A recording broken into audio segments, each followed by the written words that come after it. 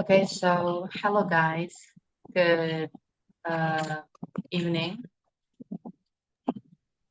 Hi Nada, good evening. Yeah, good evening, Nada. Okay, so nice to see you again, guys, because we've already met in our class. But yeah, in this evening, we would like to discuss about analyzing text in cultural studies. But before we dive into our discussion, I would like to explain, like short explanations for this topic and I would like to explain like short explanation and for the discussion I would like to open for up to 5 questions and it's like it's free. The question and answer can be held by me, by Farrell, or by Nabilla. Okay, so moving on to my explanation. So analyzing text in cultural studies. So, core concept about this topic. So, analyzing text in cultural studies is examines how cultural texts, for example, like literature, media, art, etc., reflect and shape societal values, ideologies, and power structures. In cultural contexts, this also understanding the social, historical, and political environment surrounding a text.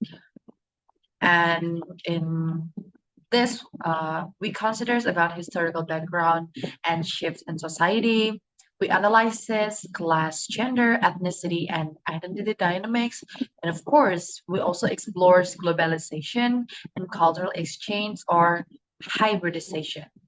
And the second one is key scholars. So, what is the key scholars of this topic? So, this case scholars focuses on the work of influential figures in cultural studies. So in cultural studies, we also don't we we have tags, but other than that, we also have influential figures. For example, like I have three influential figures. The first one is Stuart Hall for his famous encoding or decoding model. So it's like how audiences interpret message as part of cultural identity. And the second person is Michael Foucault. This I believe that you guys also hear about Michael Foucault. So Michael Foucault is one influential figures in cultural studies that have power or knowledge about discursive practices.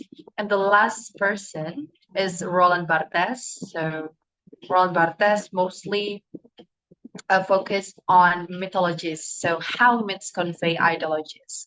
And moving on to the third one is theoretical frameworks. So theoretical frameworks applies theoretical lenses to analyze text. So before we analyze text, we have to apply theoretical lenses. So we have four: semiotics, structuralism, Marxism, and also post-structuralism. I don't have to explain because I believe that you guys already studied about this one. And the fourth is methodologies. So when we want to conduct a research, we need methodologies, right? So research methods used in cultural studies. So we have 3 points in here. The first one is content analysis.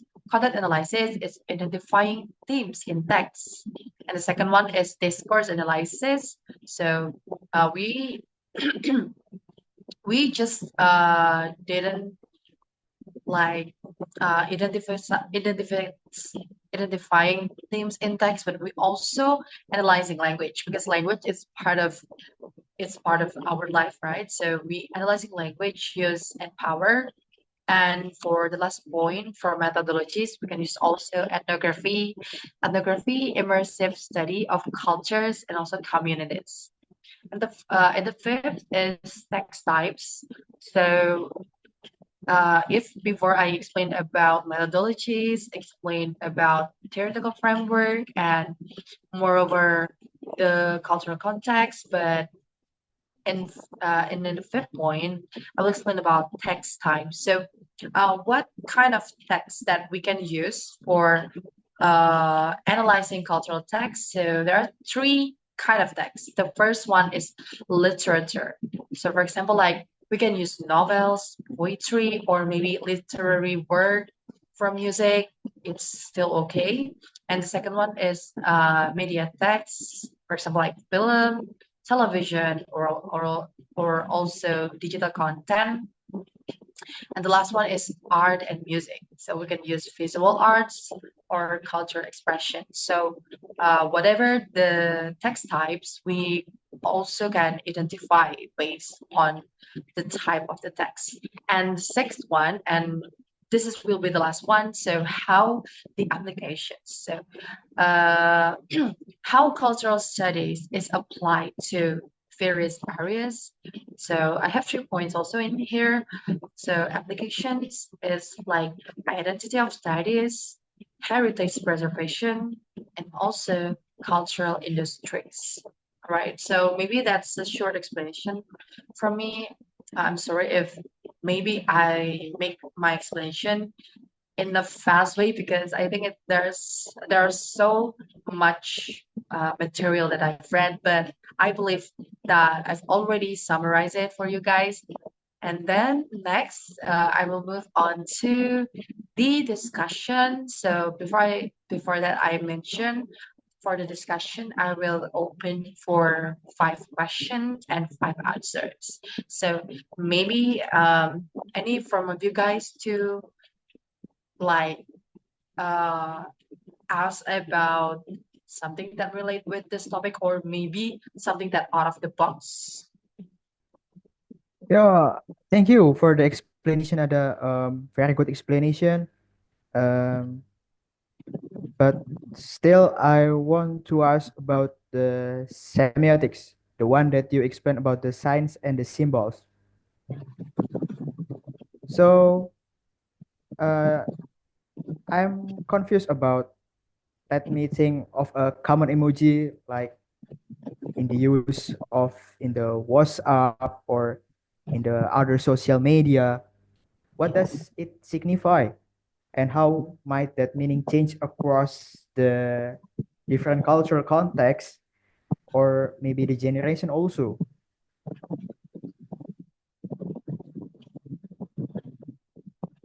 Okay, so maybe there's some response from the other. I think I would like to answer your question about the semiotics on the common emoji one. For example, like the thumbs up emoji, the thumbs up. I think generally it signifies approval or agreement, right? However, in some cultures, like the parts of the Middle East, can be interpreted as an offensive because generational differences might also play a role with older generation, perhaps not understanding its use or interpreting it differently than younger users.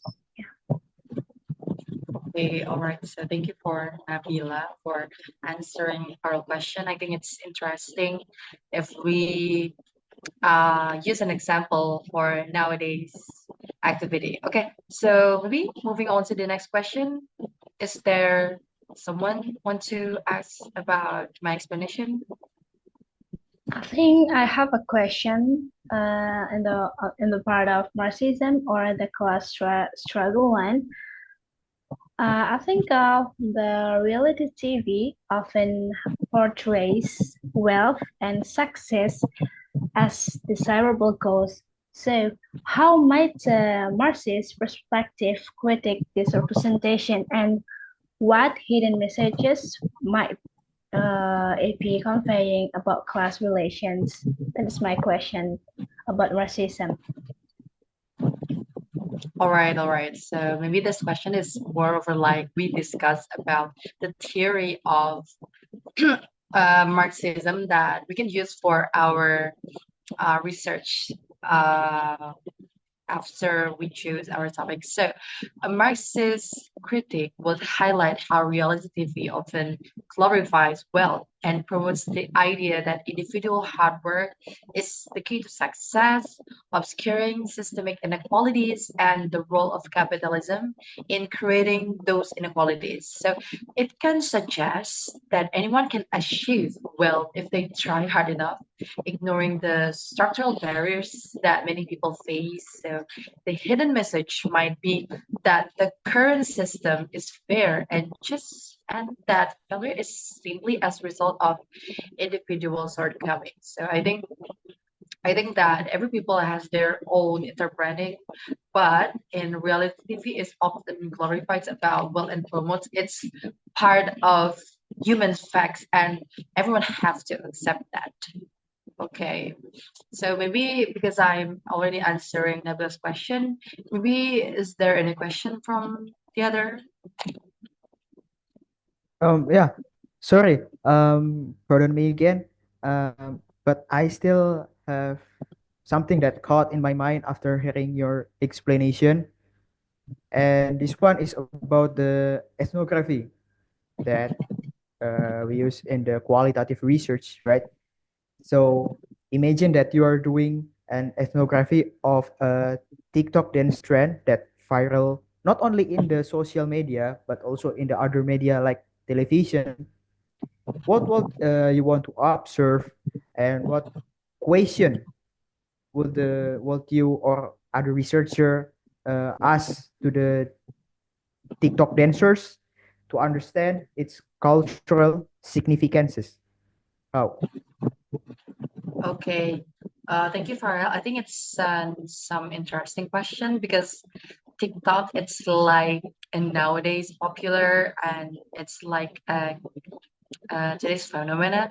So I've already observed the dance movements, music, and context where and when it's performed, of course. So I also want to see how it's being adapted and reinterpreted by different users. So I believe that different users use that dance movement. It's like for their own fun, but I think that different users is like have their own interpreting, right? And I also asked some dancers about why they participate and what the dance means to them and how it connects to their identity or community. For example, like if you guys know Argoy, so I think Argoy, it's like some kind of identity from Indonesia, TikTok. And yeah, I also asked to my friends, what do you think about Pargoy? So Pargoy is like a signature movement from Indonesia, and I think it's not a big deal that we have to think that it has a bad effect, but I think it's more of a like it's part of our culture. Okay, maybe if you guys want to know more, you can try to observe also. Okay, thank you, Farel, for the question. And I love this discussion and getting interesting. So maybe I will give opportunity to Nabila for the next question if you have any confusement.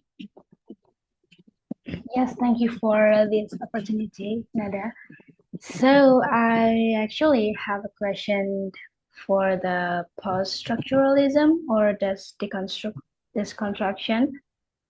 So my question is, how might this construction be used to analyze a seemingly straightforward love song to reveal hidden power dynamics or assumption about gender roles? What do you think? Okay, I Uh, think if I have another opinion, yeah, I'm sorry, Nada, but I think I can answer this question. Can I? yeah, of course. Yeah, so I've read the deconstruction that I study in fourth semester in critical theories. Yeah, so deconstruction could involve questioning the seemingly natural or universal meanings associated with love and romance.